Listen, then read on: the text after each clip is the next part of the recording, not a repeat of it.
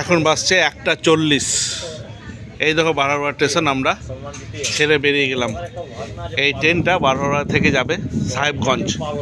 আমরা বলেছিলাম যে অটো বা টোটোতে করে যাব খাওয়া দাওয়ার পরে, কিন্তু তা নয়। ওখানে যেতে কম করে 1 থেকে 1.5 ঘন্টা লাগবে এবং পার হেড 80 টাকা করে ভাড়া নেবে। আমরা বারোহারা থেকে ট্রেনে করে 3 পাহাড় যাব মাত্র 10 টাকাতে। এই ট্রেনটা 1:40-এ ছেড়ে দিল। 40 মিনিট এদিক ওদিক করেই কেটে গেল। এই দেখো আমরা এখন ট্রেনে আছি, আশা করি 10-15-20-র মধ্যে বেরিয়ে যাব। এই যে রাস্তাটা দেখছো, এই রাস্তাটা যাচ্ছে তোমার মোড়ের দিকে। মোড়ের থেকে যে ট্রেনগুলো আছে সেই ট্রেনগুলো এখানে এসে লোড হয়। যাই হোক, ট্রেনের লাইন আর শেষ নাই।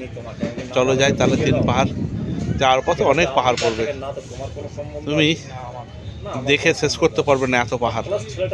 আর রবিবারের আজকের দিনটা সত্যি স্মরণীয় হয়ে থেকে যাবে। আমরা ট্রেনে যাচ্ছি, কত সুন্দর।